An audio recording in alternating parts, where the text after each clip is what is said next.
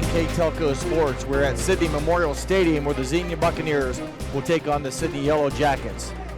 Tonight's game is brought to you by the following sponsors: Keyhole Pizza, First National Bank, Precision Strip, Emerson Copeland Technologies, Carriage Works, Grand Lake Health, Kogi Plumbing and Heating, Lincoln Electric Automation, Minster Bank, Pratt Industries, New Knoxville Supply, Wagner's IGA, Wilson Health, Winners Meats, and NKTelco. Fine thank you to those sponsors that allow us to do this.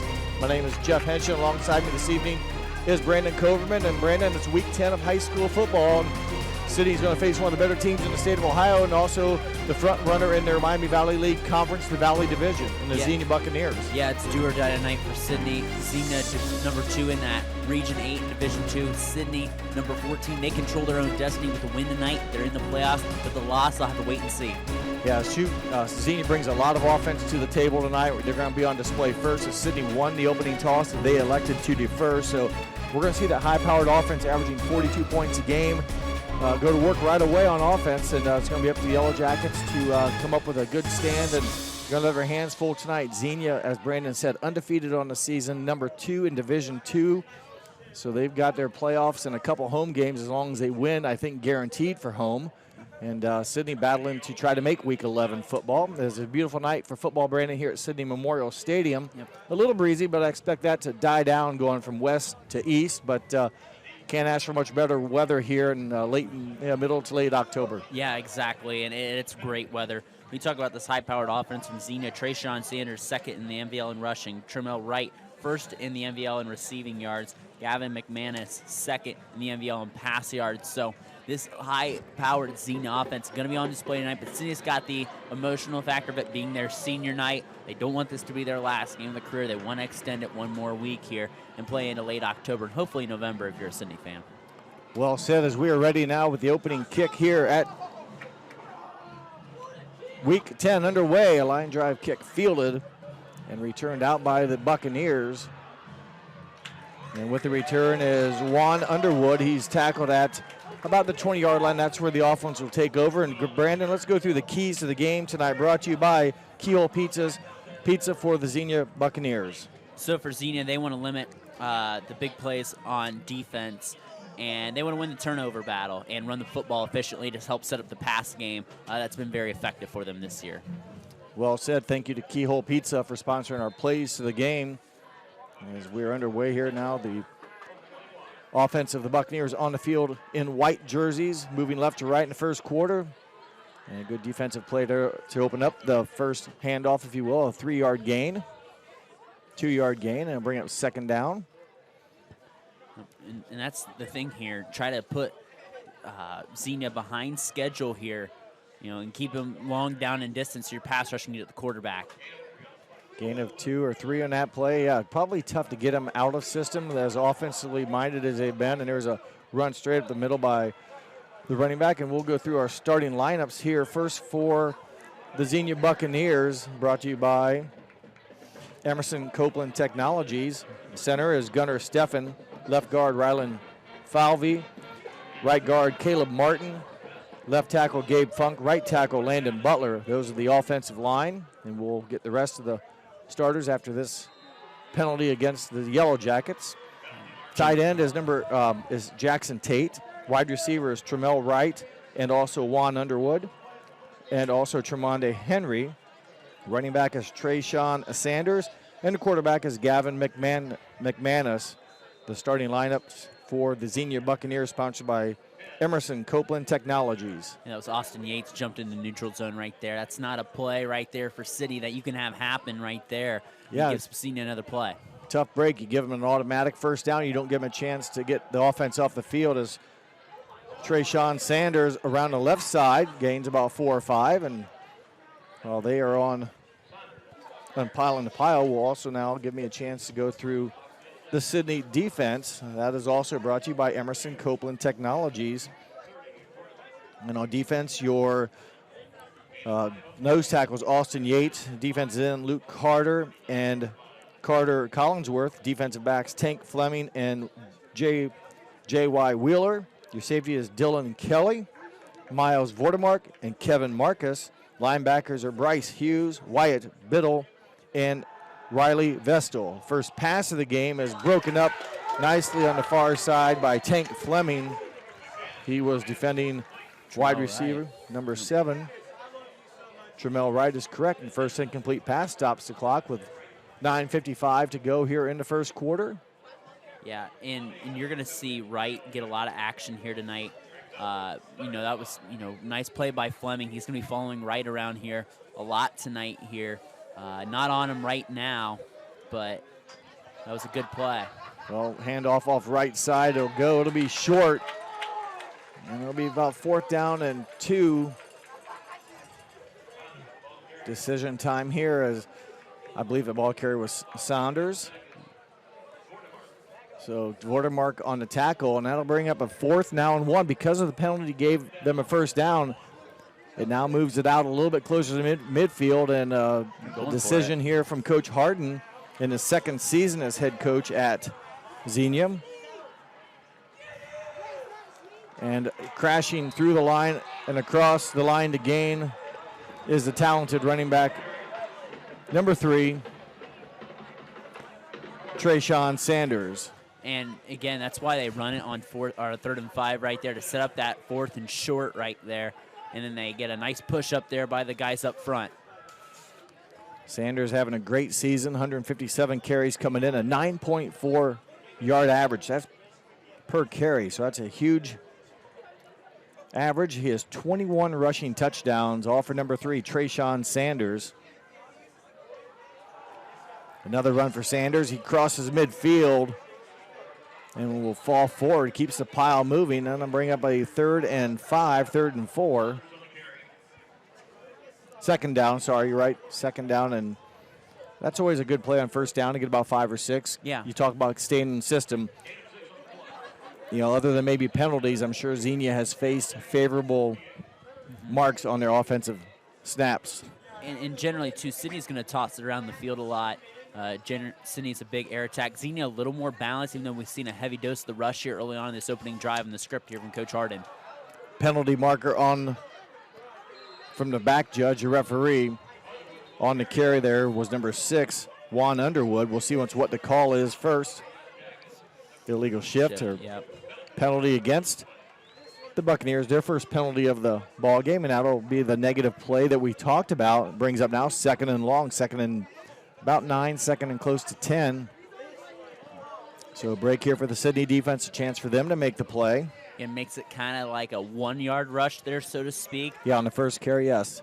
So you gotta try to get a pass rush here. The protection's been pretty good for Xenia here so far. They've been pretty good in the run blocking here so far. Try to get after the quarterback and get some pressure there on McManus.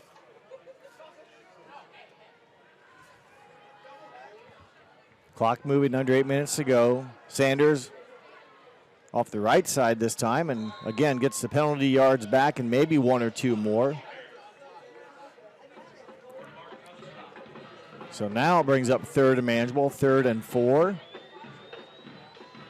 And a big play here again. It's probably 2-down territory like they did last time. Probably expect the run to make sure they got a manageable, shorter 4th and line to gain.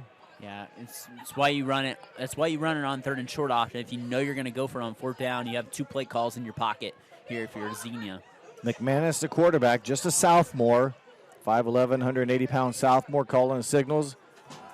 Hands off to Sanders, and he will dance around, fall forward, about 4 yards past the first down marker. Another first down. The drive continues here. A new set of downs at the 40-yard line of Sidney. 9 plays ran for Xenia, 8 runs here so far, and you'd say that. And McManus is 2nd in the Miami Valley League in pass yards compared to the guy who's on the other sideline in Tucker Herron. So very interesting here. Early on, we're about halfway through the first quarter, and we're barely even crossed midfield. Yeah, it's taken. There have been no real big plays, and there's the one incomplete pass. So the clock has been moving, and they've just steadily been getting chunks of yards, 4, 5, 6 yards at a crack.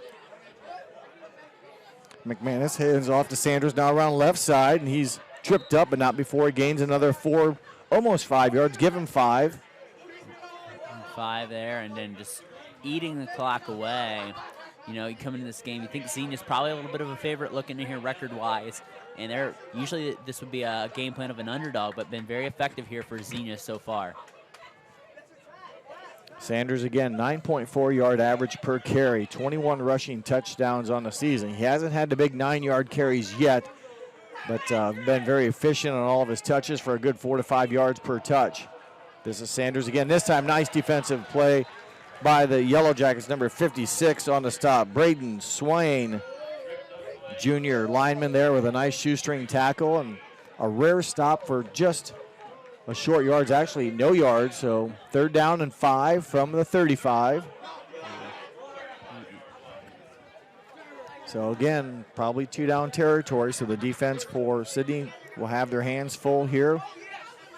McManus, the sophomore quarterback, checks over to head coach Maurice Harden. Again, he's in his 2nd season. He originally had coached at Chaminade-Julienne around the Dayton area, and then 2nd season here at Xenia.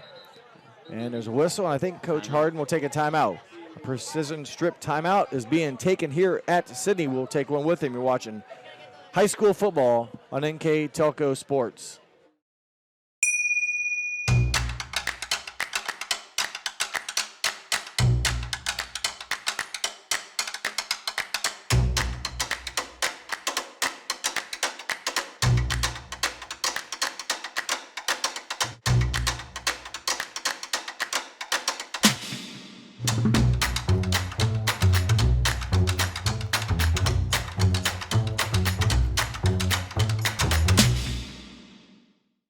I'm Mallory. My grandpa's been making the world's worst pizza for 30 years. That doesn't look like the world's worst pizza. Grandpa, I know why they call you Chunky Bob. It's because you use chunky ingredients on your pizza. Of course, it's not because I'm fat. Grandpa, this is the world's best pizza. Keyhole Pizza, come check Grandpa out. Dine in or carry out. NKTelco Sports welcomes you back to this broadcast of high school football. Precision strip timeout taken by Coach Maurice Harden. It's 3rd and 5. 2-down territory for the Buccaneers, and Sidney's defense going to try to get a stop here and make it a long 4th down and line to gain. But first things first, the Buccaneers will try on 3rd and 5. Pass out to the side there to number 7, Tremel Wright. Completed pass, 4-yard gain. And did I see a penalty? No. Yes, I did. Could have been face mask possibly. It is a penalty, and that will give them a new set of downs. So they held them on 3rd down and 5, would have been 4th and about 1 or 2, but the face mask penalty, a 5-yard variety, gives them a first down, and probably about, well, it's the 2nd first down they've gained on penalty tonight in this drive, and they've earned probably, 2 or 3 others, so 5 first downs. And remember, it's just been small 5-6 yard carries, throwing a penalty here, then 5 or 6 yards, and they've just methodically taken over 7 minutes of the game clock, and they're now at the 26 of Sidney. Sanders up the middle, across the 20 into the red zone, and let's mark it down at the 18. And positive yards for Sanders again. Yeah, and it's a long drive, and it's taken the whole first quarter pretty much, or 2/3 of the first quarter, and it's a run of 8. It's a very effective run on first down there for Xenia. Yeah, take it back. It was a little bit longer than what I thought. I knew he got inside the red zone. Did take it down to the 18, so good carry for Sanders. He continues to be very efficient here. They give it to him again. He crashes and runs over. Gained about 3 more yards after contact and him delivering to contact. A first down right to the 10-yard line. So will it be 1st and goal or 1st and 10? It should be 1st and 10. Yep, they got it right on the 10-yard line. I was going to say, they gave him a pretty favorable spot. I thought they might have had a chance to get one more first down. I noticed the chain gain kind of veer left over there off the field, so that was the first signal that the foot was on the 10-yard line. It's 1st and goal from the 10. Under 4 minutes to play first quarter. McManus flip, and that'll be a pass, I believe, to number 6, Juan Underwood. So that'll be a flip forward. So that's a completed pass. He hasn't really thrown the ball down the field. The lone pass he did throw to the left side was knocked down by the Yellow Jackets. I think it was Fleming that knocked it down. Yep, and you see they're bringing in their goal line package here. Is Sidney, expecting more rushes here. You obviously think this is 4-down territory for Xenia. Coming in, like you said, was number 73 for the Yellow Jackets, Sean Strominger, a sophomore, 331-pound lineman. So he's going to be called upon to take up some space and build a wall. Yeah, you're there to try to push the center and the guard there to try to create wider lanes if Xenia runs up the middle. Snap a little low. McManus able to pick it up, hand off to Sanders. He muscles his way down to the 1-yard line. Now it'll be 3rd and goal from the 3-foot line or the 1-yard line. Clock continues to run. We're at 3:30 right now, so they've this will be at least about a 9-minute drive. Yeah, and that was a great job by the center and the guards there to double team the inside there and create a nice lane for Sanders to get through there. Gets the ball down the 1-yard line. Sidney's got to get tough here. There's a signal, touchdown. And that was, Brandon, help me out with the numbers. Number 43. 43. So Sanders did all the work getting it down there, and then crashing in for the touchdowns, number 43 for the Xenia Buccaneers, Jace Jones. If I have that right, he's a junior running back. Crashes in at the 3:11 mark.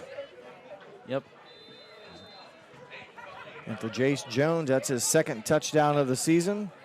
Came in with 99 yards rushing. He's at the century mark with that 1-yard plunge. The point after. Oh, blocked. So who got into number 30 for Sidney? The All-American boy right out Miles there. Vordemark gets a hand on the ball, and that's a good, you never know. It could be a big point here as it's nullified. And at the 3:11 mark, the Xenia Buccaneers have a long 8-minute and 50-second drive, or consume much of the clock, and the defense for the Yellow Jackets gave up the touchdown, but do the special teams do them a favor not to keep the point after off the board. And now the pressure kind of flips to the Sidney offense. Can you match punches and work the defense for Xenia gives up 12 points a game, so they're good on both sides of the football. You can't panic this drive if you're Sidney. It's a good, long, sustained drive there by Xenia, yes. But the big thing is to try to have, one of those drives yourself to try to just be relaxed, be calm. And the next thing you know, if you come down and score here, you're right back in this game. You're the underdog in this game. You come down and score right away. You show Xenia that you can match them punch for punch. That's huge. So this drive here is critical early. Can't let Xenia get those 2-3 possession leads and get away with this when you're the underdog here. Kicking it away for the Buccaneers will be number 99, Mason Rubio. And the up player there for the Yellow Jackets with the catch, I think it was 33? No. It was 88. 88, I thought it was. 88 there with the catch, and the short gain is number 88, Tristan Collins. And before we take the first snap, let's go through our keys of the game for the Sidney Yellow Jackets, brought to you by Keyhole Pizza. So one thing they want to do is limit the big plays here tonight. They want to limit, and they don't really have big plays there. It was a long, sustained drive. They want a touchdown on special teams or defense. Oftentimes when that happens, there's a good chance you're going to win. And they want to sustain long drives here. Pretty interesting for a team that's usually pretty potent through the air. The first play is Martez Harris off the right side, number 26, the running back, a 5'10 senior, for positive yards, and they'll bring up 2nd now and 7.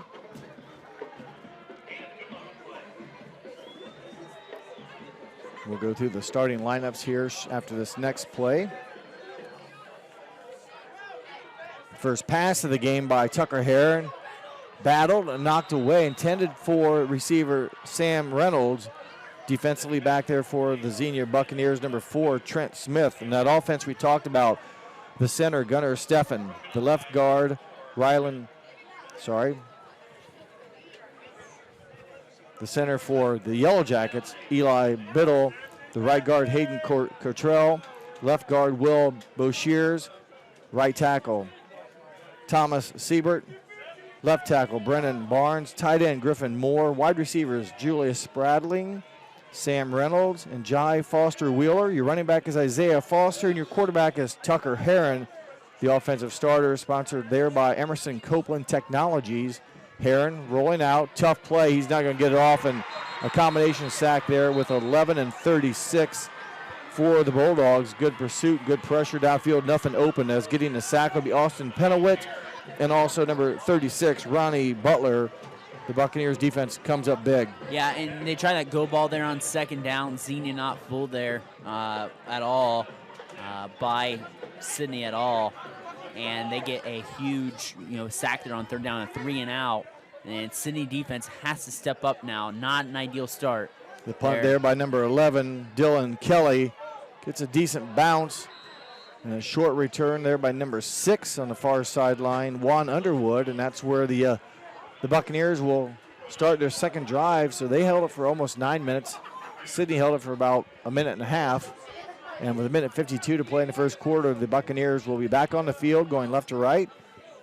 They lead the Miami Valley League in the standings. These two teams are part of the Valley Division, whereas the other half is the Miami Division. But a win here for the Yellow Jackets would guarantee them a playoff spot. And that's why it's critical to stay in this game early. Sidney knows what they're playing for. Handoff to Sanders, who had a busy, productive, nearly breaking it. Now you know why he averages 9 yards per carry. That's across midfield for about a 13-yard gain. And I'd say he gets those big runs later in the game after he's wore down the defensives trying to stop him. He seemingly seems to probably get stronger as the game goes on, but a big carry, a first down, and really the first big play for the Buccaneers all night. Yeah, and that's why they run the ball, set up the pass, set up the play action, and help move the ball down the field. Another big run. That one's 10, 11, 12. Another about 14, 15-yard gain. So we didn't see the big burst by Sanders on the offense in the first drive. But in 2 plays, Brandon, they picked up about 30-plus yards, and they're inside the 35 of Sidney. Yeah, they picked up 29 rush yards on 2 attempts. It seemed like that would have taken 5 or 6 rush attempts on the first drive, but they're starting to open up the middle. That interior line is opening up some big holes there on this Sidney 3-4 defense. Gunnar Stephen, the center, Rylan Falvey, and also Caleb Martin, the middle, the interior of that offensive line. There's a penalty marker down as Sanders runs over a Yellow Jacket. Making the tackle there was number 11, Dylan Kelly. Yep, another illegal shift there on Xenia. That's really been the only negative thing they've done is 2 penalties for the Buccaneers. That'll move them back 5 yards. But Gunnar Stephan and Rylan Falvey and Caleb Martin, the interior of that offensive line, they're flanked by Gabe Funk and also Landon Butler. And you throw in the tight end, Jackson Tate. They've done a nice job protecting the quarterback and also providing some nice holes for a very good running back in Trayshawn Sanders. Sanders, I mentioned his name quite a bit, that's number 5, Eli Johnson, and he is going to get down inside the red zone, inside the 10, put it down at the 9. So from the 39 to the 9, give him about a 30-yard pickup, maybe 31 as they may mark it on the 8. But number 5, Elijah Johnson, junior running back. And they're moving fast here, Jeff. They get the ball handed off to Johnson again, number 5. He's a junior. Trayshawn Sanders is a senior is what I was going to get to, as they're hustling, playing very fast up tempo and really kind of wearing down the defense early here, not giving them a chance to make substitutions. And now they do hustle in number 73 back into the lineup. That's Sean Strominger. Clock down to 8. We'll see once if they get it snapped before the first quarter is in the books. Down to 4, 3. They get it off. And that'll be Sanders in for the touchdown for Trayshawn Sanders. That's rushing touchdown for him, number 22 on the season. And a much more efficient drive. It took just over a minute and a half for them to score, and much different than the first drive, but they both result in touchdowns. Yeah, this play is 1, 2, 3, 4, 5 plays, and that's 29, 59, 62, 67 rush yards there, all on the ground there by Xenia. Very, very impressive, strong drive there by the Buccaneers. Kick was blocked the first time. They'll go for 1 point again. Sidney was able to get in and get it blocked. And that time the kick is true. And that kick was put through by number 30, Nate Feely, and scores 13-0 as we will take a break here. We're 12 minutes are in the books. The first quarter is history. We'll take a break and come back with second quarter action here on NKTelco Sports. Together, we are family, working safely for our loved ones. We are problem solvers who challenge the status quo and drive improvement. We care about our customer relationships. We stay true to our values, caring and respecting one another. We embrace change as we journey through our career. We are Precision Strip, the world's leading processor of rolled steel and aluminum. Precision Strip, doing the exceptional. At Wilson Health, we're extending care beyond the walls of the hospital, with resources designed to keep you in charge of your health. Our independence and connection to the community are unique in a world where big healthcare strives to act like corporations. Our tools may be the same, but we are different. We're neighbors, friends, and family who truly care about the people who live here. We call it caring without limits, and it's just the beginning of a whole new Wilson Health. NKTelco Sports welcomes you back to this broadcast of high school football as we begin quarter number 2. And currently, Brandon, the Xenia Buccaneers have showed you why they're 9-0 on the season, ranked number 2 in the state. 2 drives, 2 touchdowns, and Sidney finds himself immediately in the hole as we start the second quarter. Yeah, and it's just a really good start here for Xenia. Just that rush attack there. You get a 67-yard drive there after a long, sustaining drive to start the game, and Sidney a 3-and-out. So we barely even saw the offense here, and they've got to figure something out. That first quarter is all Xenia. Kyle Sayer with the return of short yards. It was kicked off by Mason Rubio, and Yellow Jackets just now their second trip on offense here in the first half, and they were 3-and-out and ended with a sack, so they have negative yards so far, and need to be patient. Like you said, you don't want to give up, and you just got to find something that works, and it's a tough task. Again, Xenia's defense only gives up 12 points per game. They've done a nice job on both sides of the football have the Buccaneers. As the Yellow Jackets go to work with a handoff. Not much working there, and a defensive line for the Buccaneers squelches. I didn't get a chance to say their defense unit. That will be for the Xenia Buccaneers will be defensive lineman Jamel Smith, Landon Partee, Cale Webb. Your linebackers Jackson Lewis, Ronnie Butler, and Austin Penowit, and Zach Salyers.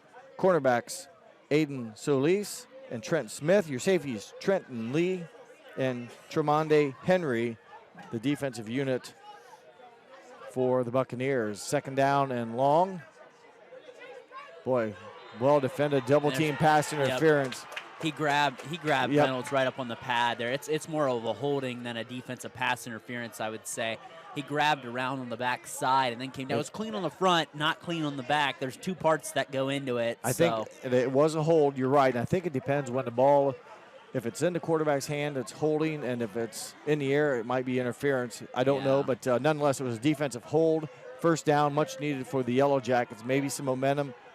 They've not really, nothing has been easy in the 4 or 5 opportunities they've had so far here offensively. Yeah, and it's a good refresher for Sidney. Sometimes you just need a little luck or something like break. that to happen. Yeah, a break. Good way to put it. They get out to the right side, trying to get an open space, but closing quickly for the Buccaneers. Number 14 on the stop there, Bryson McLanahan. And he's squelched, so he's smothered up Julius Spradlin. And Spradlin's an athlete. We saw him play basketball. He's quick. They're trying to get it away from the mob, but boy, well defended there. Quick reaction by McClanahan. Boy, just closing speed right there. Just not even a lane to go for Spradling. What a great tackle by Smith. Yeah, he made sure of it. A clean, solid tackle. And quickly, again, second down. And again, a loss of yards there. So 2nd and 13 from the 41. That one, again, trying to get out quickly. The pass intended for number 10, Jai Foster Wheeler, but I think the pressure forced the pass to come a little bit sooner. Yeah. And Wheeler Foster didn't really see it coming. I think it was supposed to be a little pick route where they kind of gave it to him going away, where he had to turn around and run up field, and that pressure just got to him way too fast. Offensively again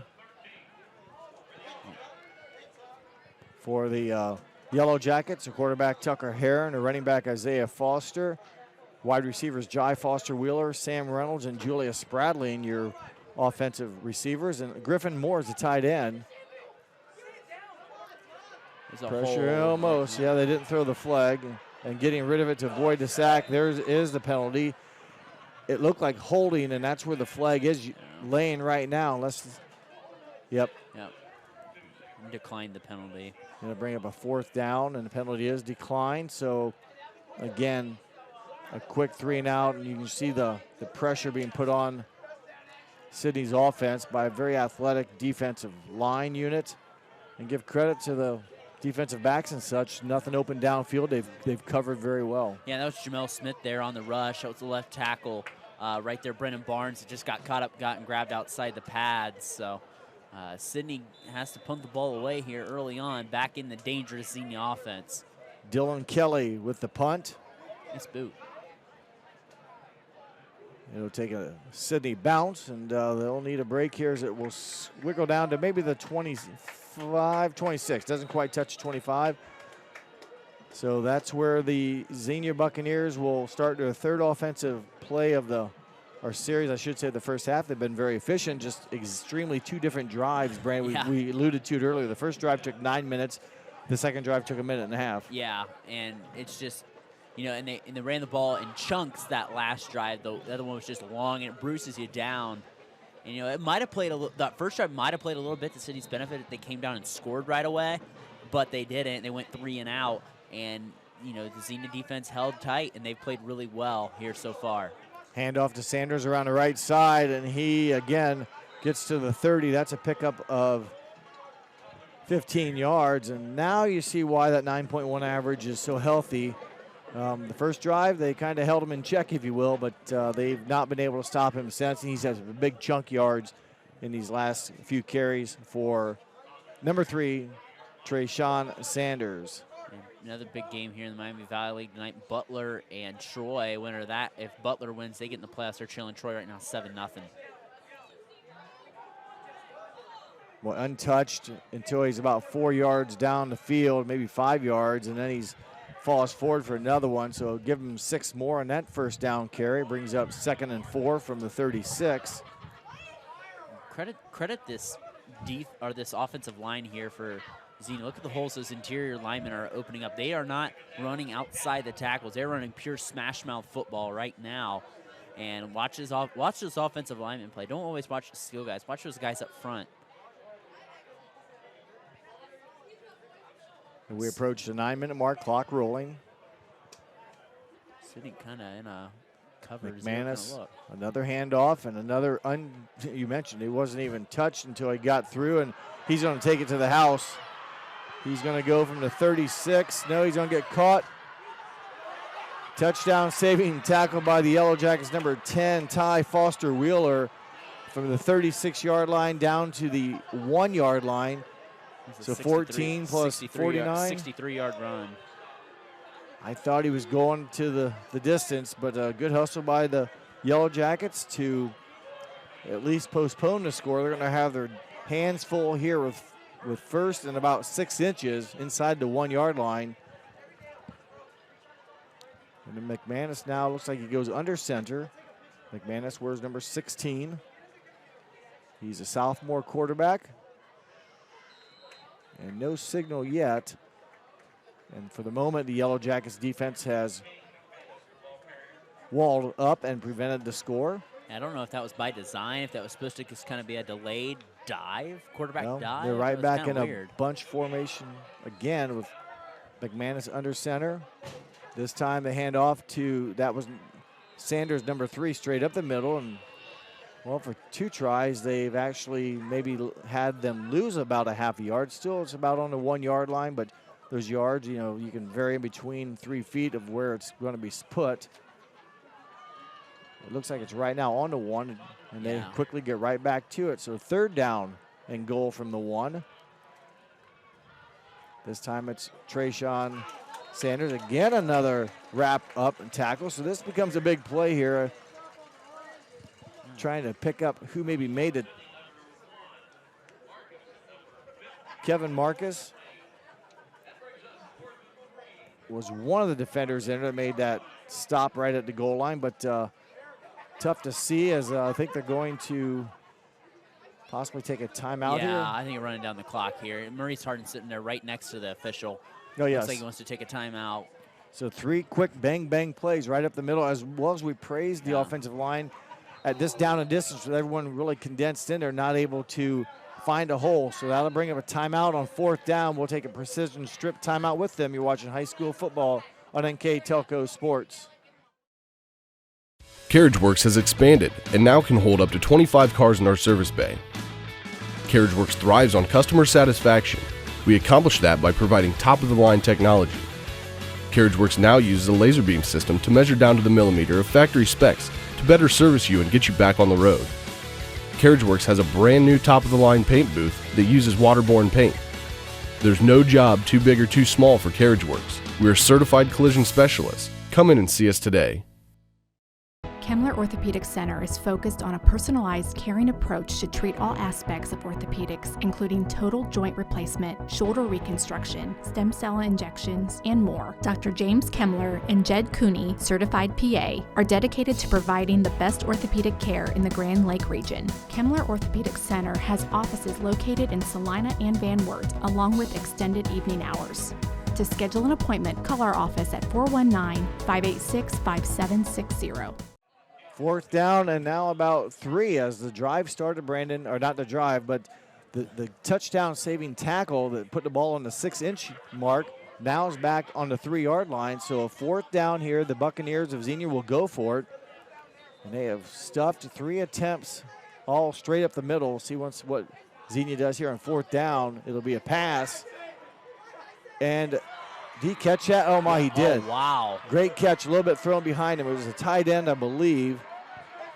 85, it looks like, correct? Yes. Jackson Tate.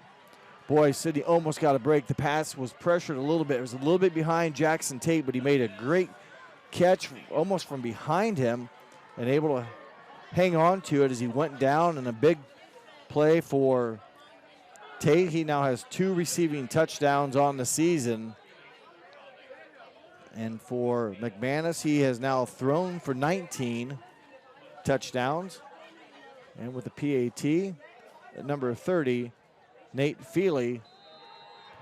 And he drilled that one into the net. So at the 6:52 mark, the Buccaneers open up their lead now by 20-0. And boy, you know, the breaks, as Sidney did a great job, I believe, chasing down, who was it for Sidney? That caught him at the 6-inch line.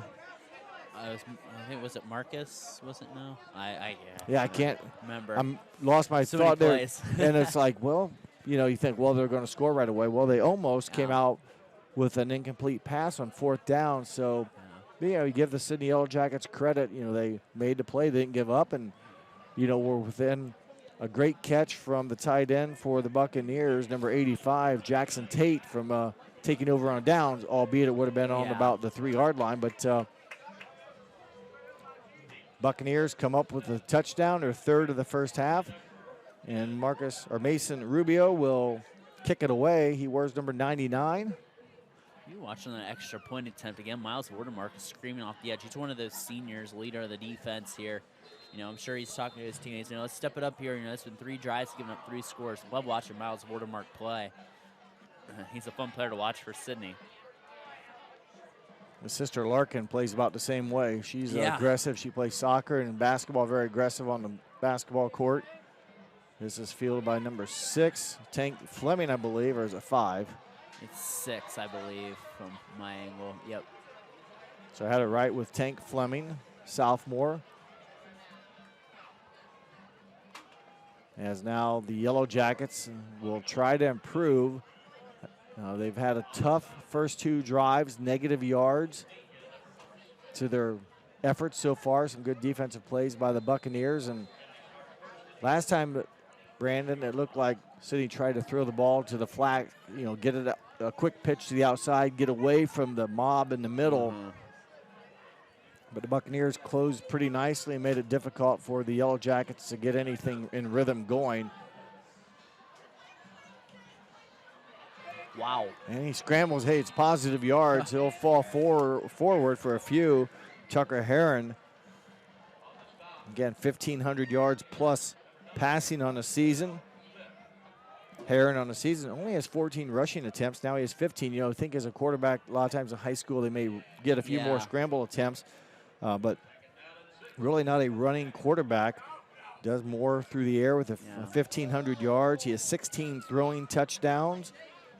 He'll look to be nice to build that number here with some connections to his wide receivers.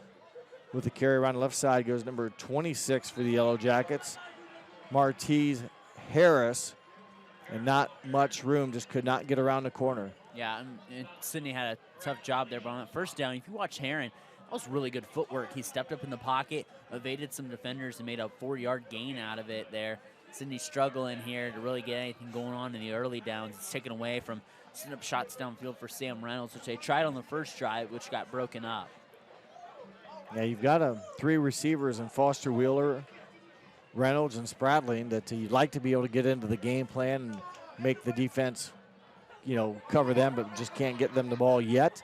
3rd down and 6, so doable. But before that, Coach Adam Dunges is going to take a precision strip timeout. We will take one also. You're watching high school football here on NKTelco Sports. We are here and here and here. Minster Bank is everywhere, providing every banking service that you need to keep your financial life in order. Whether you are on the go or stopping by one of our branches, Minster Bank is here for you. We proudly support the communities where you live. Minster Bank, helping people achieve financial success. Unpack your potential with a career at Pratt Industries. Working at Pratt Industries is more than a job. It's a sustainable career. Pratt Industries to me is a job. It's my career. It's the way I put food on my table, but I love what I do. We offer competitive pay, excellent benefits, and opportunities for career advancement. To apply, visit careers.prattindustries.com. 3rd down and 6. The Yellow Jackets face an important down here to try to get a first down, the first of the game it would be. Coach Dunges not afraid to use a timeout. He knows how much this can help his team with just some continuity, a little bit of rhythm, and keep the Xenia offense off the field. Yeah, critical down here for Tucker Heron here to get something going. Open receiver. It is caught for number 7, Julia Spradling. It's going to be short, though. That'll bring up 4th down and 4, and the punt unit will be summoned out to the field. You got about punted away here, just too short of a field to go. And Dylan Kelly, the junior punter, will be out for his 3rd punt of the game. And deep for Xenia is number 6, Juan Underwood, to receive it. Last time Kelly was able to get a good bounce. This time he's going to have to smother it up. Tough break. That's going to be possession for the Buccaneers right on the 10-yard line. So miscue there for the special teams unit, and you're going to give the Buccaneers a really good field position. And suddenly, Brandon, when it seems like negativity or negative plays seem to multiply sometimes faster than you can get them stopped. And right now the water's coming in, if you will, and yeah, the boat is sinking, so tough break. Yeah, tough break there, and it gets a really good field position here. But your goal line defense was pretty solid It last was, time. yep. So you try to lean on that, and comes down to trips formation here, and that's a penalty on Sidney jumping in the neutral zone there. They're trying to be aggressive. You've got to come at them fast, try to get them, get the advantage off the snap, but that's a penalty. That's on Sam New right there, I believe the one that was the guilty party. So I'll make it now 1st and goal from the 5 as the Buccaneers under head coach Maurice Harden, 9-0 in the Miami Valley League. I'm sorry, 8-0 in the Miami Valley League, 9-0 overall. Look to add on to their 20-point lead with 4:42 to go in the first half. A different running back here, number 43, getting an opportunity. And number 43 is Jace Jones.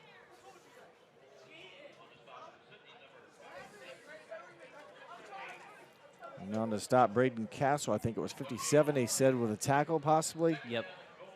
So it brings up second now and short. Oh, I'm sorry, 56 on the stop for the Yellow Jackets. Braden Swain made the tackle. Second down, goal to go. Another carry for 43 as he runs over and into the end zone. Touchdown, Jace Jones. A lot of power there as Jones made contact and muscled his way into the end zone. Another Xenia touchdown, and Jace Jones, that's his second of the season. He didn't score the first touchdown, second of the game. Yes, second of the game, yes. Yeah, so 2 touchdowns on the night for Jace Jones. Now over 100 yards, about 104 rushing yards on the season now. And the point after here will be tried by Nate Feely. And it, again, wow, he struck that. It'd be interesting once how well he kicks field goals, but the kick is up, the kick is good. It is quickly 27-0, just over 4 minutes to go, and nothing going in favor of the Yellow Jackets and the black jerseys tonight. It's after that first drive, they made Xenia really work at it. Yeah. You thought, okay, maybe they found something, but boy, since then, it's just been all Xenia. Everything they do has worked well. They've been getting chunk plays, and then, seemingly when teams get down, you have a mistake on special teams, and you just kind of basically give them a great field position from the 10-yard line. Tough to recover. Yeah, very tough to recover there, and physicality of Xenia's taken over here. Very tough. You do get, Sidney, if there's one positive thing, if you can sustain, it's 4:07 to go here before half. You can sustain a drive, get a score of some sort. You get the ball back in the second half. If you prevent Xenia from really getting another opportunity to have the ball and possibly come down and score again. If you the score, double dip opportunity. Yeah. What's kind of scary, I love the thought, and I'm hoping for it, for the Yellow Jackets to get something going, but they've not been able to muster up anything on offense yet. Mm-hmm. They need a break here. Someone's got to develop or make something happen here. As the receiver here is number 7, Julius Spradling, and he gets it out near the 30. Decent run back. The kicks earlier have seemed like they've been much shorter. That time they go a little bit longer, and Spradling went back, got it. The sophomore gets it out to the 30-yard line, and that's where the Yellow Jackets will take over. They're now, I believe, 4th possession of the first half. Yeah, he had to go back far on that. Like you said, they've been kicking in the corner around the 30-yard line. So he had to really go back to get that one. Just waiting for his wall to set up there, and they have the ball about shy of the 30. Quarterback is Tucker Herron. The center is Eli Biddle. Sophomore center, number 64. Pass deflected. Good defense there by number 11 of the Buccaneers, making contact with the pass. Austin Pennewitt, the senior, again in the face of Hennon. He's not had much time to, he's been scrambling for his life most of the first half. They tried a little quick RPO slant there to Sam Reynolds, and it just got batted down at the line of scrimmage. Great play design, just not executed there by the Jackets. Right now the Buccaneers a little bit more physical, a little bit more faster, just a little bit bigger in the positions, if you will, as they face up across each other, and they're getting good pressure and making it very difficult for the offensive unit to perform. There's a play to get it into Spradling's hands. That's one way. It's a forward pass, and Spradling muscles ahead for 4 or 5 yards, but that's, again, they're just trying to find a way to get Spradling, who's very athletic, maybe get him out in space, make something happen, make some missed tackles, and get some positive yards. That's what you have to do for your playmakers. Try to find them a way to get the ball in a variety of ways right there. It was a good block originally, but Xenia did a nice job of setting the edge and not making that an explosive play, managing it to 4 yards. Did a nice job. At first I thought maybe Spradling had an angle, was able to cut the corner, couldn't get it done, and that's a safe pass. Those little like two-hand touch passes, if Spradling drops it, it is an incomplete pass, and no harm, no foul. It's kind of a good way to pad your stats, too, for completions. But right now the Yellow Jackets will take whatever they can get. 3rd down and long. That one intended for number 10, Jai Foster Wheeler, and it's off the mark. Clock stops with 3:04. It's another 3 and out. And another quick time of possession there. They did not use much clock. It was just around 4 minutes. Yeah. And plus maybe when they took over, and a quick possession. So the defense was going to be called upon again. And first things first for the special teams. They're hoping to make sure they can execute now and the snap and the kick. And But that's the reason we talk, Jeff, about the early downs are so important and getting them off schedule, because if you get a team off schedule, that pass rush can be more effective. And Xenia has had a really nice pass rush here tonight. You saw that last play. They tried to get the ball out quickly there to Jai Foster Wheeler, and they just didn't have any time to get it out to him before the pass rush was in Heron's face. Well, this time the punt by number 11, Dylan Kelly, the end over end kick. Got a good bounce for the Yellow Jackets, and they will now push the Xenia Buccaneers back to the 26-yard line with 2:50 to go.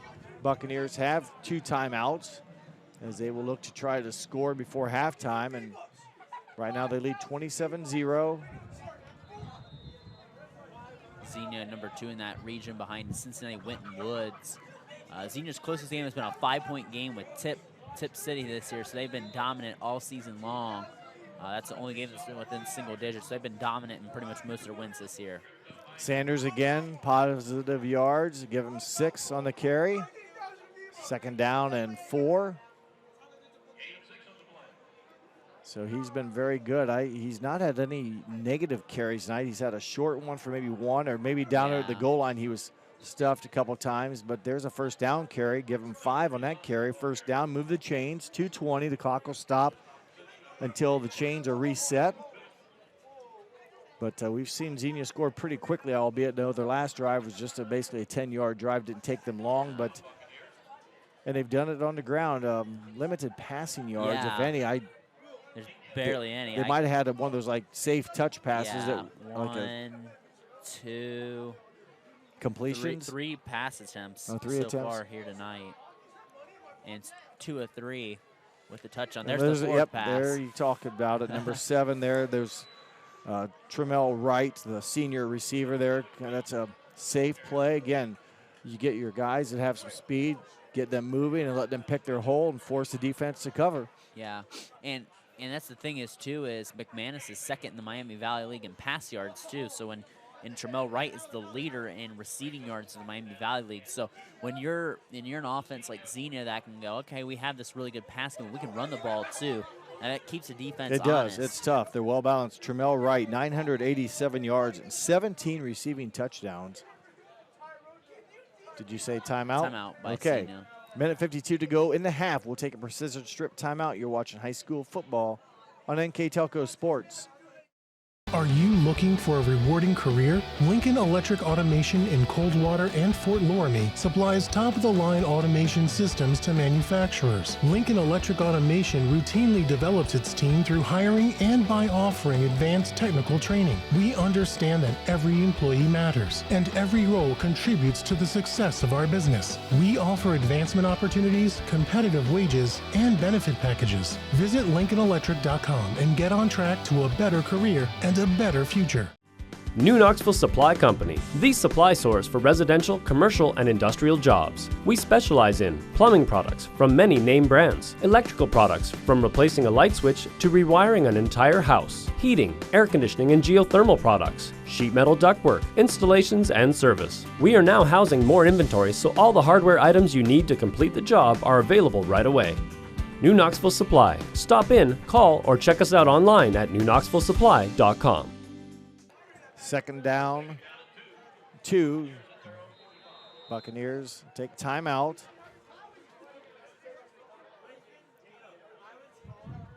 Another short, safe pass. Again, Wright. 1st down yardage there on that reception. Tremel Wright came in with 46 catches, as I mentioned, the 987 yards, so he's going to go over 1,000. Maybe he might be there now. He needed 13 to get there, but 17 receiving touchdowns. That's, and I don't know how he all got it. Maybe it's on some of those tight plays where he's been able to turn a corner and find a hole and bust it. We haven't seen many balls be like thrown down the field, but you got to look. McManus comes in with 1,500 passing yards or about 1,400, just over 1,400. I'm sure he's going vertical at times as there's a back to the run game for positive yards of 8, it looks like. That was a running back number 5, Elijah Johnson. And they just continue to mix it up. Johnson came into the game with 55 rushing attempts. And Sanders, I should say, 157 attempts coming in. He's had a bunch tonight. There's a nice carry around the left side, first down carry near the 35. Again, that was, I believe, number 5 it is. And that is Elijah Johnson. Clock stopped here for the chains to move. Starts up again with 1:10 right now remaining as the Buccaneers are trying to tack on some more offense before the first half buzzer. And they've yet to punt here, Brandon. I believe I looked at their stats. They've had 2 guys punt tonight in the season. I think they have a total of 10 punts. That's crazy. In 9 games. Now this is game 10, so that tells you how good their offense is. But 10 total punts in 9 games coming in. So. And they aren't rushing to the line either. They have no timeouts, 40 seconds. Oh, they don't all get the ball after. They don't get the ball after half. They're still okay. There they go down the field. A little more. Open tight end. He has a touchdown catch on the night, a behind the back kind of catch for a touchdown. That one more in rhythm, and he's able to get chunk yards from the 35 down inside the 20 to the 18, a 17-yard catch. And now as you see the urgency from Xenia now, and they spike it. So stop it. You're right. I forgot they called timeout in the first drive, and then later on that 4th down play before the touchdown, and then this one. But this is when you're up 27-0. This is where you can simulate that 2-minute offense. We get down to the field. Okay, what do we got to do if we're in a tight playoff situation? You try to simulate that really quick, and I think that's what Xenia's trying to do here. But you can always learn, and like you said, it's always hard to practice your 2-minute drill when you're against the defense that knows you. Hang on. Okay, I think maybe putting more time back on the clock, but it's tough to practice against yourselves and mimic. And here you're under the lights. It's competition, and it's good work. So you might as well practice it and go through the drill because you're going to need it. Coming up here in your tournament trail, Xenia with 2nd down and 10 from 18. Handoff to Sanders around the right side. This time the Yellow Jackets do a nice job. Interesting to run the ball there with no timeouts and where you're at. I don't know if they're planning on trying to run to set up a field goal maybe. Well, on the tackle was Wyatt Biddle, number 44, and also number 1, Kevin Marcus. They're down to 6-5.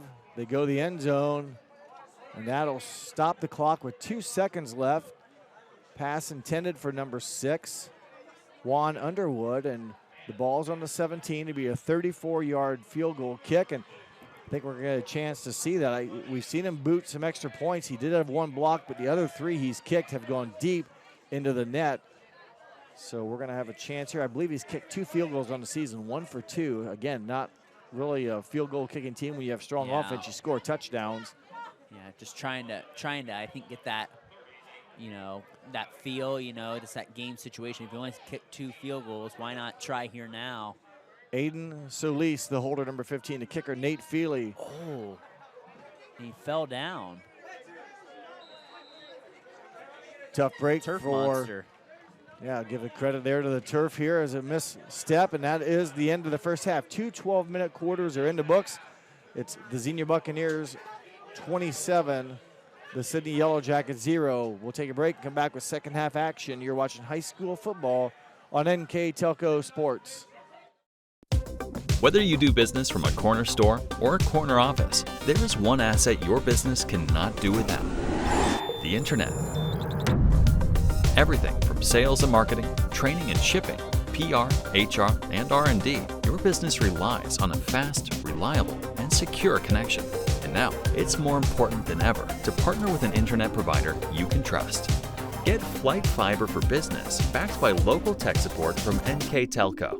Call today. Hi, I'm Mallory. My grandpa's been making the world's worst pizza for 30 years.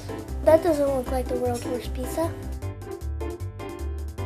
Grandpa, I know why they call you Chunky Bob. It's because you use chunky ingredients on your pizza. Of course, it's not because I'm fat. Grandpa, this is the world's best pizza. Keyhole Pizza, come check Grandpa out. Dine in or carry out. Together, we are family, working safely for our loved ones. We are problem solvers who challenge the status quo and drive improvement. We care about our customer relationships. We stay true to our values, caring and respecting one another. We embrace change as we journey through our career. We are Precision Strip, the world's leading processor of rolled steel and aluminum. Precision Strip, doing the exceptional. At Wilson Health, we're extending care beyond the walls of the hospital with resources designed to keep you in charge of your health. Our independence and connection to the community are unique in a world where big healthcare strives to act like corporations. Our tools may be the same, but we are different. We're neighbors, friends, and family who truly care about the people who live here. We call it caring without limits, and it's just the beginning of a whole new Wilson Health. Welcome back to Sidney Memorial Stadium. I'm Jeff Henschen. Alongside me tonight is Brandon Coverman, and we are getting ready to start the second half of action here at Sidney. It's been Xenia Buccaneers, though, coming in, Brandon, and taking care of business as one of the better teams in Division II is putting it on right now, putting a show on offensively and defensively. Yeah, 249 rush yards for the Buccaneers at half. 6 of 7 through the air for 39 pass yards. Jace Jones had a touchdown with 3:11 to go in the first quarter. It was Sanders with the touchdown as the clock expired in the first quarter.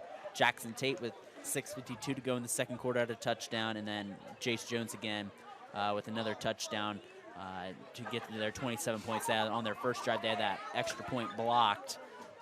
And so on the Sidney side of things, only 2 rush yards and only 8 pass yards. Yeah, it's been rough sledding for that offense, and the defense have had their hands full. A bright spot, you might want to say, the block PAT by Vortemark. It's something. And then they almost had a defensive stand in a goal line where the tight end, number 85, made a great catch for Xenia. That was Tate. Jackson Tate. Yeah, he made a great catch. Sidney could have stopped him on that drive, but so far the Xenia Buccaneers in the white jerseys have been doing a very good job, both sides of the football. And Sidney, the black jerseys with the yellow numbers, have had their hands full, and they're going to get the ball first to start the half. And, we talked off air. It'd be nice if they just get some drive put together, get a first down. I mean, you're better. You want to be what could be your last game of the season, depending on, win guarantees them. That's going to be tough. A loss, not real sure. I think a bunch of things maybe have to happen. Yeah. So you want to try to have a good half of football. But, that's easier said than done because the Xenia Buccaneers defense is so talented and quick. How do you make stuff work when you're kind of being overmatched? Yeah, it's running the ball early on running the ball effectively on early downs, and you have to get stops too. The only stop they had was the missed field goal where the kicker tripped. So really, 5 drives, one ended at a missed field goal, but 4 touchdowns for Xenia. So you hadn't even really stopped them. This drive here early is critical to score and to get going that way. Sidney can get some momentum here going on in the second half. Well, let's hope so, and make a little bit of a ball game here. As kicking off is Mason Rubio, and before that, there's a penalty. Offsides. So one of the few mistakes. Well, you don't see that unless it's a legal procedure or block. I always get confused. Sometimes they wait unless the penalty happens, and no one knows it because usually they have the kickoff. is that always a dead ball? Yeah. You know what I'm saying? They blew it dead? I'm not sure. Could Sidney have got it, ran it back and say, you decline, or force them to re-kick? I don't know. But anyhow, it's going to be re-kicked tonight. I'm sure it's at the umpire's discretion, right, or the official's discretion. They move it from the 40 to the 35. And 3 receivers are back there for Sidney to try to return it and go forward for some positive field position. And we'll try it again. Mason Rubio, number 99. Senior kicker. He's also a soccer player. First year of playing football, but a soccer player at Xenia. I'm sure when you're 9-0, it helps you, encourages you to come out and play. Number 16, Nathan Siegel. Good return out across the 40, or is that number 10? Number 10. 10, sorry. Jai Foster Wheeler out to the 40, and that's where the Sidney offense will take over, and they'll move left to right here. And again, they didn't have, it seems like they've always been going this direction because in the first quarter they only had one possession going right to left. The whole second quarter it was left to right. They had a few more opportunities due to some quick Xenia scoring drives, but seems like they've been going this way the whole game, and we're going to try to get things started here. That's a bobbled snap, and actually the running back ends up with it, number 26, Martez Harris. I don't know, it looked like, was he supposed to get the snap directly, or was it supposed to be a handoff? I think it was just a misjudged handoff there, because it was just really shot from the beginning. Luckily, though, Harris able to hang on to it and fall forward maybe for a yard or two, or no gain at all. No gain. Ball remains spotted on the 41. So coming into the game, we talked about Herron's passing of over 1,500 yards through the air. Harris has 472 rushing yards. As that pass is underthrown, intercepted by Xenia's number 2, Trenton Lee. And again,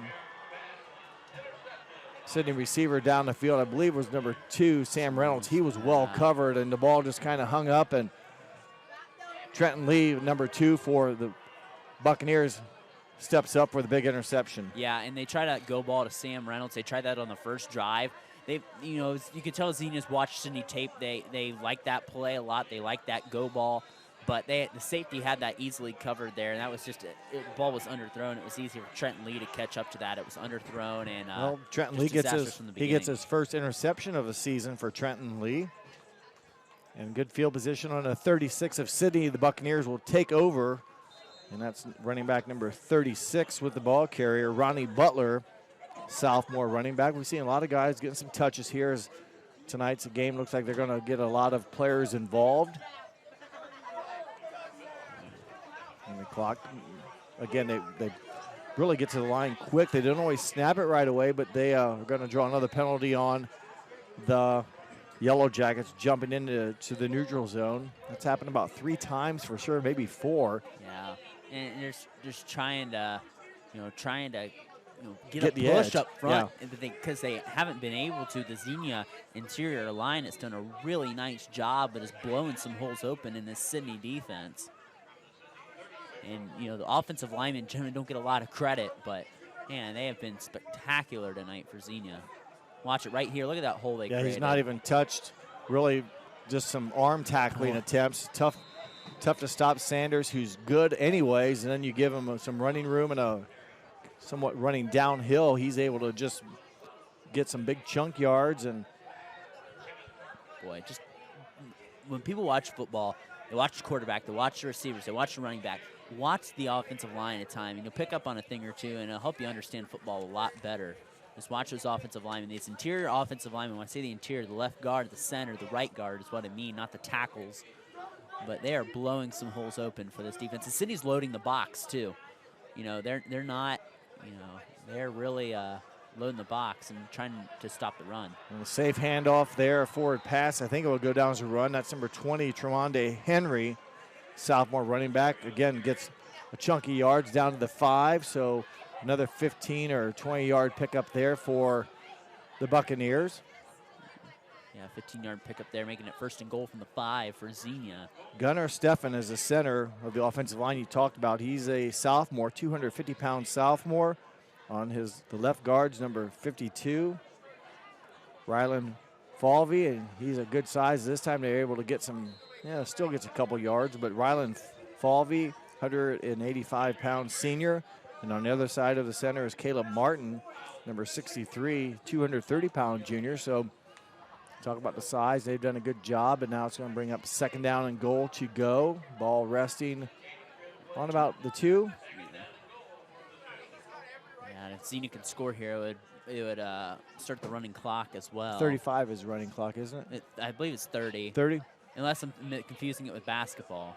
Well, Sanders crashes in for his 2nd score. Trayshawn Sanders, touchdown, his 2nd of the game, correct? Yes. And that, again, he had 21 coming in, so touchdowns 22 and 23 for him. And on for the PAT now will be number 99, Mason Rubio. Had that miscue on the field goal right before half, but on the season, Xenia scores a lot of touchdowns. They've only tried 2 field goals all year. They've only punted 10 times, so you know they score a lot of points. And he's 37 of 43.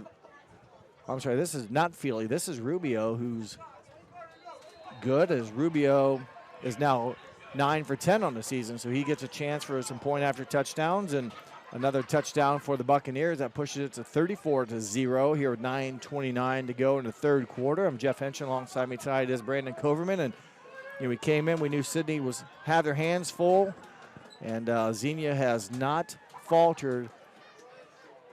Xenia has not faltered. They have come in, they've taken care of business. They've come in and been very clean. A very well. It's tough to find any faults with them tonight. No, and they look like the number 2 team that was rated right behind Cincinnati Winton Woods in the standings right now, and they're going to have a home playoff game next week. Big thing here if you're Xenia is to try to stay healthy. You're up across that 30-point threshold. We'll have a running clock here unless Sidney can sustain a touchdown drive here. But the big thing is to stay healthy. See, if Coach Harding keeps his starters in. If not, the playoffs now with being 6 weeks long, it's a long, long season. You've been going at it for almost 3 months now. Yeah, beginning maybe August sometime, August, September, October. Yeah, 7-on-7s in July. So, it's been a long year. Boy, short kick, but boy, they covered it well. Short return. Number 17 for the Yellow Jackets, Caleb Luthman with the catch, and then he was smothered as Xenia knew right where they were going and timed it well. And we'll give the offense now of the Yellow Jackets an opportunity here again to try to get something started. And we'll see once here as they look over to Coach Adam Dunges in his 12th season as head coach at Sidney. I think 18 years coaching in total, but 12 seasons at, did I say Marion Local? I meant to say 12 at Sidney. I don't know what I said, but his 12th season here at the helm of the Yellow Jackets. And there's some positive yards, 3 or 4 if you will, for number 15, Isaiah Foster. And there's an injury maybe. He might be down on the far side as they ran him out of bounds and into the Buccaneers bench. Nope, there he is. He popped back up. So 2nd down and 7.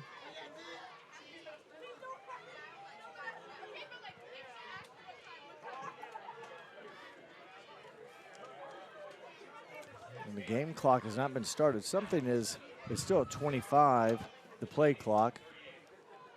And they will wind it now, so maybe one of the chain guys, I'm not real sure, but we're back to live action, and 2nd down and 7. Handoff right back to Isaiah Foster, and the sophomore gets about a yard or 2 and brings up now again 3rd and 5, 3rd and 6. Versailles beating Minster 21-0 in one of our other NKTelco games. In the Battle of Grand Lake, 14-14, St. Mary's and Salina. That's a very evenly. Salina's been having an impressive year, both playoff teams. Yes, and Salina, other than the year, that COVID year, that a lot of schools got to go to the postseason. I think it's been a while for maybe since 15 and then way back in the late 90s for Salina making Week 11 football.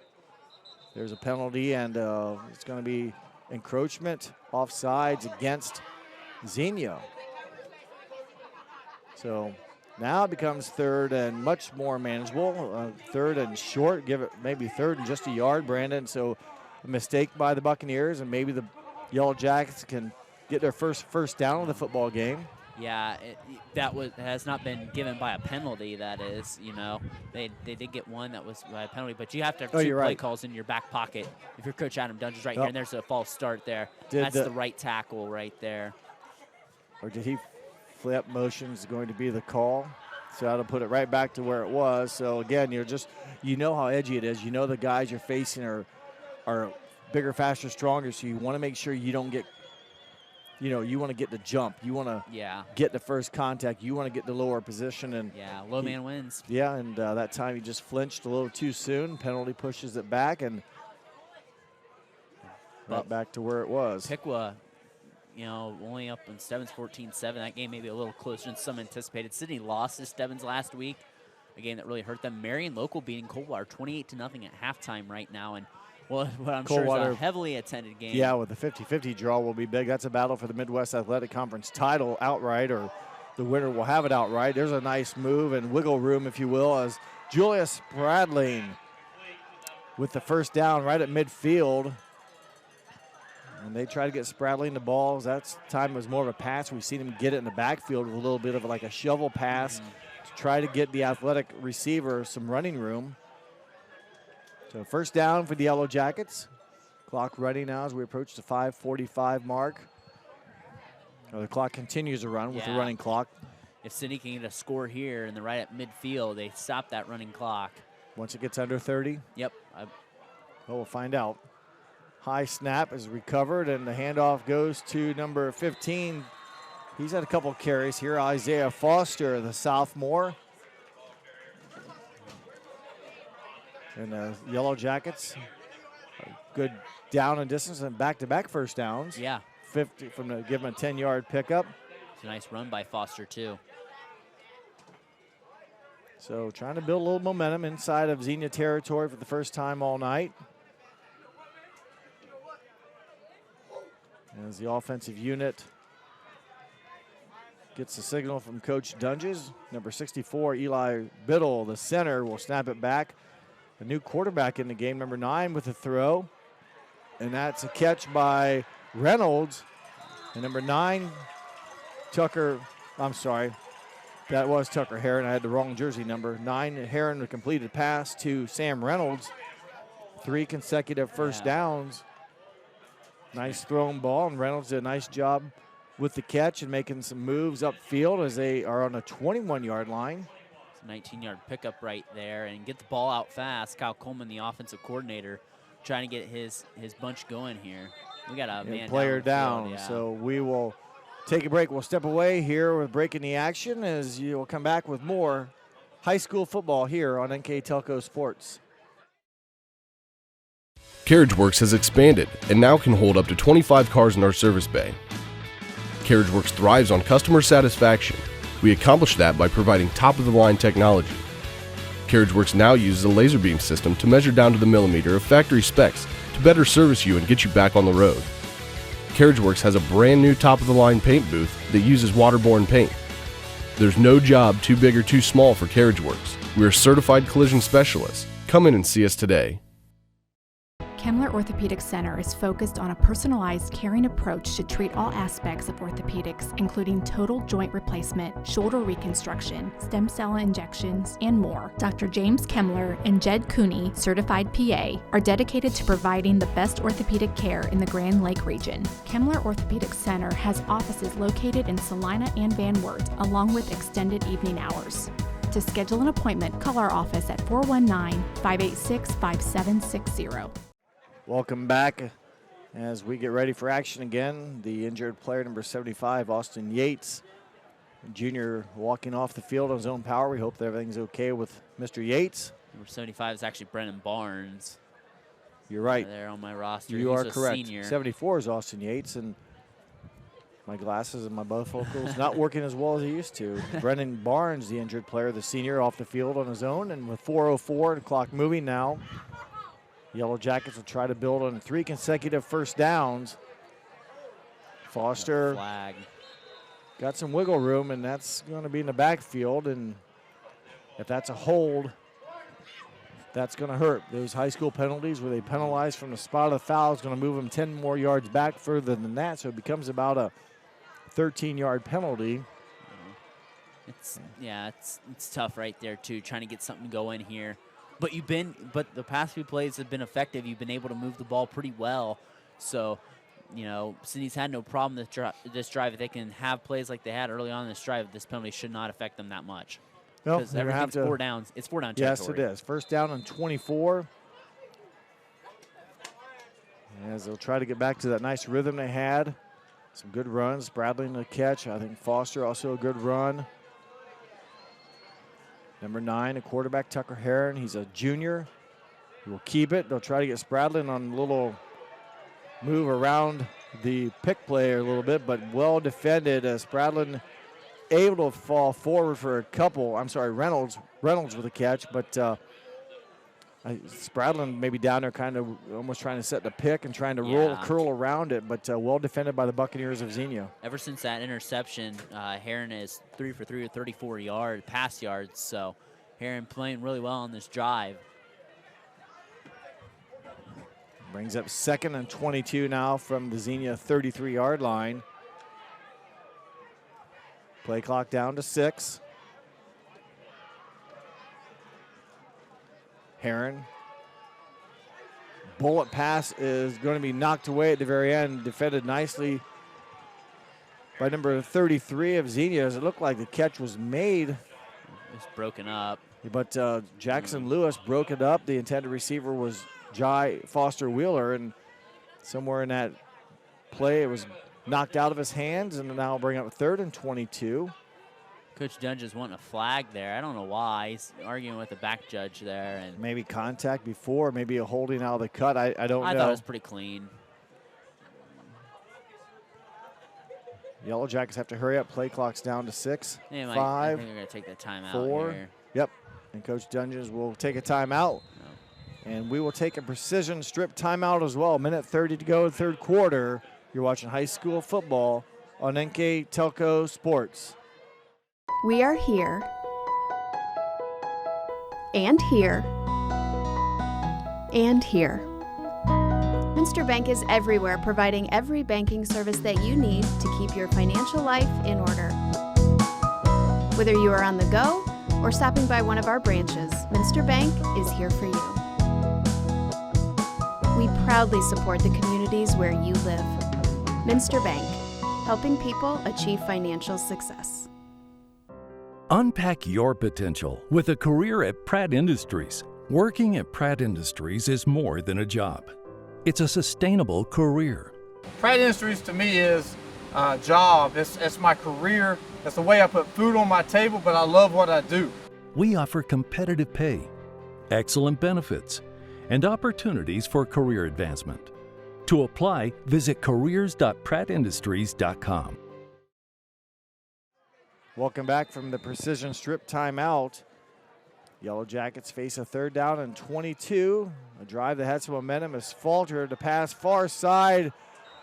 No flag. Defended nicely by the Buccaneers. Number 15, Aiden Solis, as an intended receiver for Yellow Jackets is number 10, Foster Wheeler. As a tight spiral, long thrown ball. You know, it didn't really go down. It went downfield, but it was really a horizontal diagonal pass.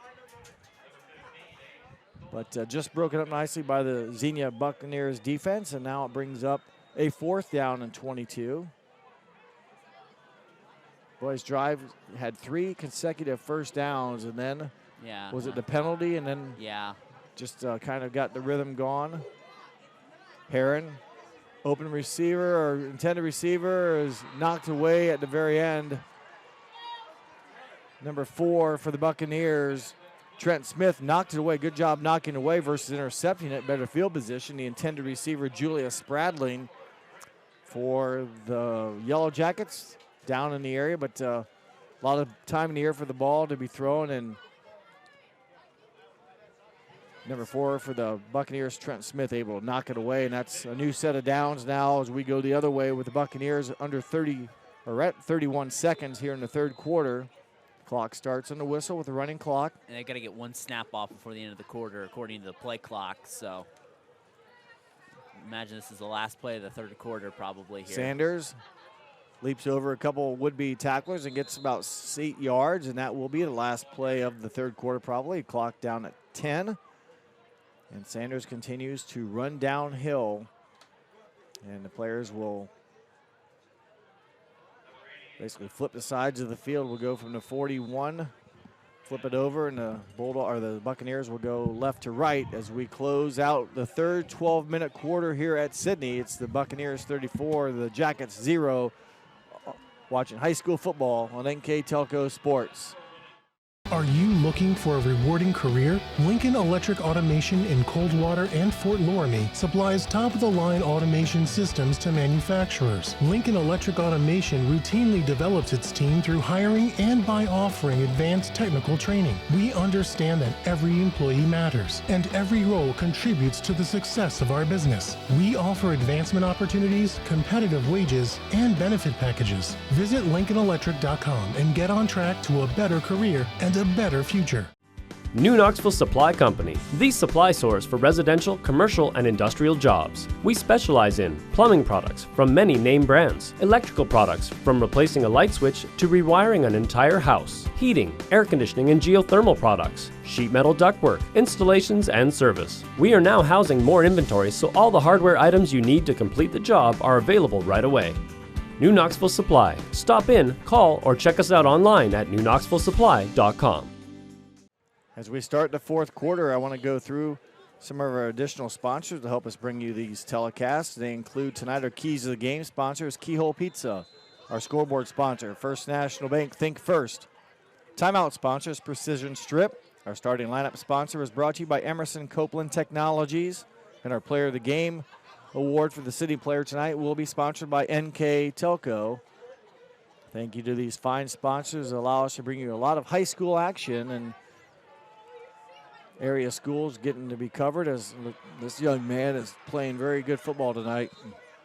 Number 3, Trayshawn Sanders continues to run the ball well, as he's done all season. He came in with the 21 touchdowns I mentioned rushing on the ground. He's added to that total a couple times tonight. 14 yards there on that carry. Yeah, he came in with a 9+ average, 9.4, and at first he didn't have those chunk yards, but I'd say at the end of the night he's going to be right around that average again. Yeah. He came in with 1,481 yards. He'll be well over 1,500, maybe close to 1,600 to close out his regular season. He is a senior. And this is an illegal shift. It's going to get called. That's going to be the third time they're going to be called for that illegal shift right there. That will take away a 9-yard pickup. So they'll march him back past the original line of scrimmage. So now you talked about getting him out of system. Well, this is one of the few times they've played from behind the chains. Yeah. And it's like I said, if you stop the run on first down, help set up your pass rush on second, third down. If you can have an effective pass rush, you can drop more people into coverage. So it's what it's about. Well, break here. See once if Sidney's defense can make it pay off and try to force a punt or a non-scoring possession for the Buccaneers. They've been perfect other than the drive at the end of the first half where they didn't get the field goal attempt off as time ran out. Clock under 10, play clock down to 5. Ooh, nice There's play. a nice, one of the few times here recently that they've been able to stop Sanders. Not for sure who was in there. It was a multitude of players. It was a real nice play there by Sidney. So I'll bring up now 2nd down and 14. Ball rest on the Sidney side of the football field on the 49. Stebbins beating Piqua 15-14. What a big shocker that would be in the Miami Valley League. Marion Coldwater 28-0 in the third quarter. Pot for the 50-50 going to be over $11,000 to the winner. $600 to the winner. 11,000. That's a nice night. That'll pay for a few tickets to the ball game. Yeah. Might be buying a few rounds at a local bar too for your friends. Well, Sanders, you're well said. And Sanders gets off right side, gets him just back to the original line to gain, or the beginning of the drive, and now it's 3rd down and 9. You mentioned the Piqua game. Yeah, Piqua's 6-2 on top of the, they're part of the Miami portion of the MVL. There's a false start. We'll take a look at the Miami Valley League standings. You mentioned the Valley section, which Xenia is leading at 8-0. Stebbins is 4-4. Sidney's 4-4. Fairborn's 1-7. West Carrollton is 0-8 coming into the night. Up top, the Miami section, Tippecanoe 7-1, Piqua 6-2, Troy's 5-3, Butler's 3-5, and Greenville's 2-6. The thing about this Miami Valley League is they all play one non-conference game. Traditionally, most schools like the MAC, they play 2 non-conferences and then go into their conference slate. They play only one here. Sidney played Bell Fountain early on, and then they go into a 9-game MVL slate. Similar to the WBL, as Sanders finds running room after, again, he'll get the penalty yards back, but the WBL does the same thing. 10 teams, they play one non-conference game and then 9 of their opponents for the WBL. Yeah. The MAC's a little different. The MAC used to do that. Yeah. And then they dropped and get you 2. You mentioned 2 non-conference games, and then I'm not real sure the formula calculation, how they figure out what teams you'll play, but some years, you it depends how you finish. Okay. It depends on how you finish in the conference. So let's say Marion's typically on top. They're number 1. Let's say another school, let's say Parkway, has been in last. They would not see them for 2 years. Not have to play them. Yeah, to try to keep it competitive and try to get more. They try to maximize the teams you get in the playoffs. That's what a lot of this scheduling is for too, is to maximize the teams you can get in the playoffs, especially with 16 playoff teams now. Now you talk to some coaches, they're in favor of it, some aren't. There's mixed feelings about it. I'm not necessarily in favor of a 16-team playoff. I like the old 8 format, but I think things change with COVID, and we're here at the 16-team format, and we start a week earlier, so that we still have the first weekend in December is when you have the state finals. So fake punt, or else he couldn't get it off. Yeah, I think the pressure was in there, as number 9 was the punter, as Jamel Smith didn't get it away. So turnover on downs. Second time tonight that the drive for the Buccaneers hasn't resulted in points. And for Sidney, they'll take over with 6.5 minutes to play in the fourth quarter.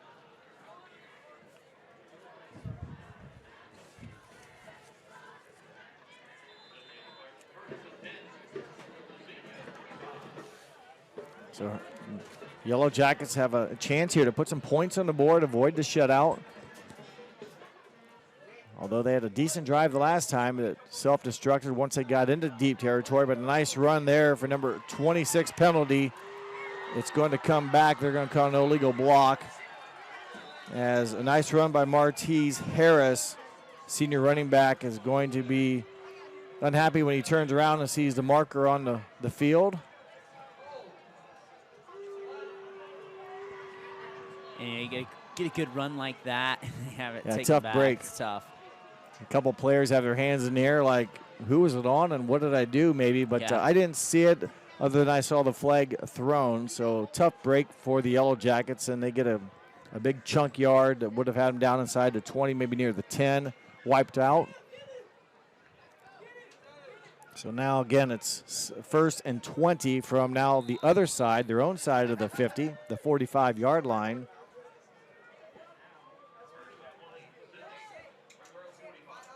And this really takes a lot of the play clock because it never or the game clock because it never stops. It continues to run, and so the chance for them to get some points on the board is going to be minimized here with the game clock in motion. Yeah, Butler up on Troy. Quick look.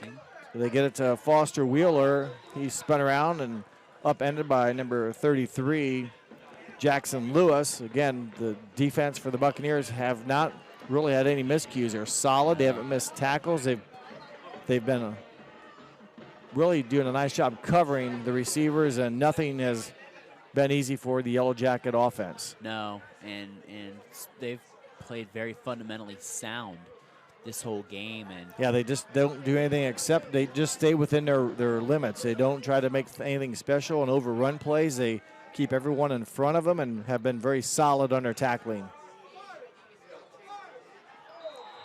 That one in and out of the hands. Would have been a tough catch for short yards. There's a pass intended for 26. Martez Harris broken up. I think it was by number 11 with this tackle, as there was Austin Pennewitt with the pass breakup, or the tackle for the incomplete pass.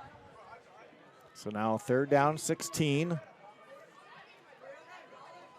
Coach Adam Dunges, I mentioned, his 12th season at Sidney as a head coach.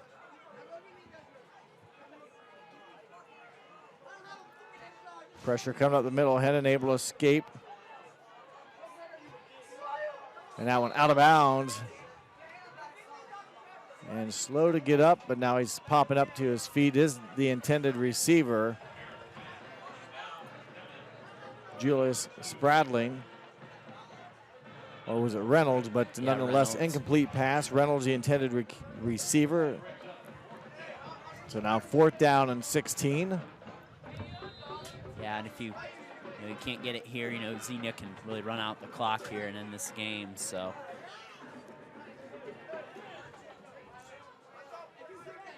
Yellow Jackets 4-5 on the season. We're hoping to get a W tonight. A win would have guaranteed them a spot in that 16-team format, Division II. And you just have to sit and wait and hope that the cards fall right for Sidney, that they can play another week. Boy, tough pass. Broken up there. Pass intended for Spradling, as looked like maybe Tucker Heron had some running room, but he was being pursued. So, again, the defense for the Buccaneers will secure the shutout victory tonight. You mentioned all year the Buccaneers have really dominated their opponents, their closest game. I think you said it was a 35 or 27-22 game over Tippecanoe, and that was Tippecanoe's only loss. As they came in, they're leaders of the Miami division with a 7-1 mark, and that was the closest game Xenia's had all season. As the clock now at 2:35 and running here in the 4th quarter, 34-0 in favor of the Buccaneers.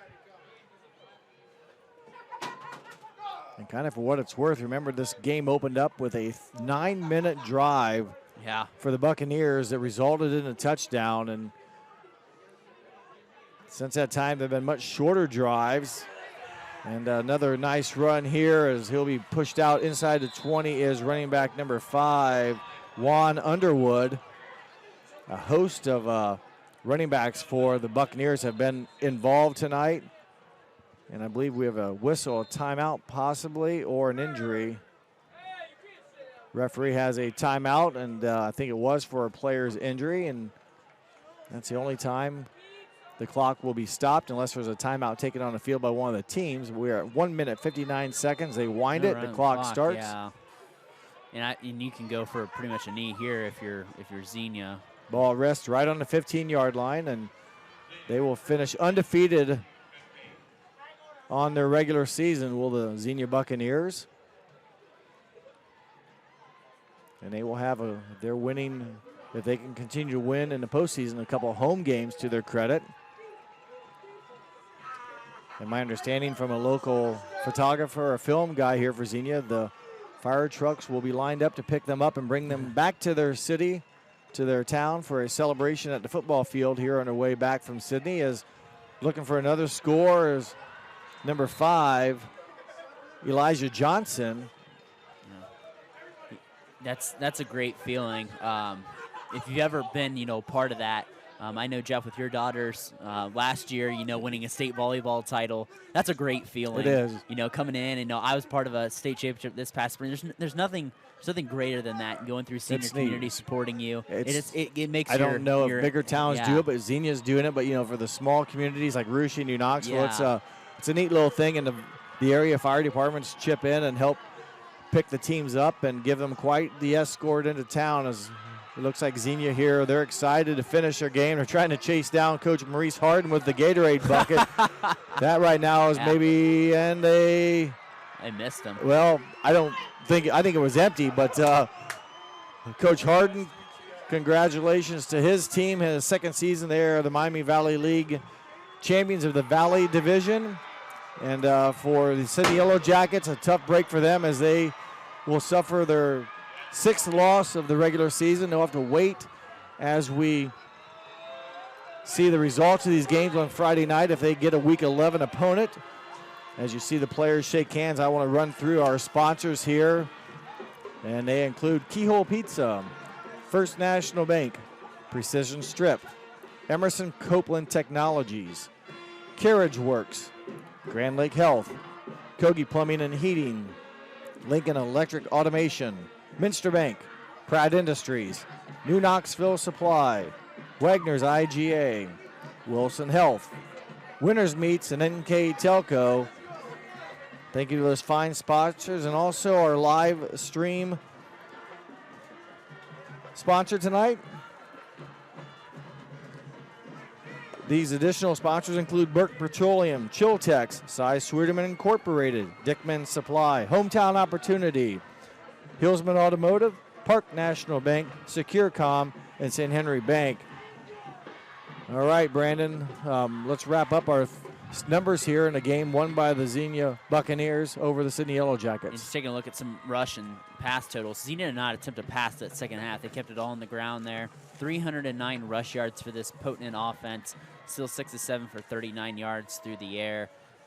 And on the flip side here for the Sidney Yellow Jackets, they were 7 of 18 through the air, 46 yards for Tucker Heron tonight, 16 total rushing yards on the ground. So Sidney, you know, disappointing loss. You know, you knew it was going to be an uphill battle, but you know, just sit and wait, and you cross your fingers for the Jackets. I hope they get in. I hope they get one more week. You know, rooting for Sidney. Hopefully they get a Week 11 opponent. All right, we'll wait and see. And before we step away here, we have one more piece of business. We want to announce our NKTelco Player of the Game for the Sidney Yellow Jackets, and go with Isaiah Foster. Isaiah Foster, yeah, our NKTelco Player of the Game. It was a tough battle for the team tonight, but Foster will select for his performance, and congratulations to Isaiah Foster, our NKTelco Player of the Game. I'd like to also thank our cameraman tonight, Mark Fissel, and for my partner tonight, Brandon Coverman. My name is Jeff Henshin. We hope you enjoyed this telecast of Week 10 high school football, where the Xenia Buccaneers defeat the Sidney Yellow Jackets tonight. Thank you for watching here on NKTelco Sports.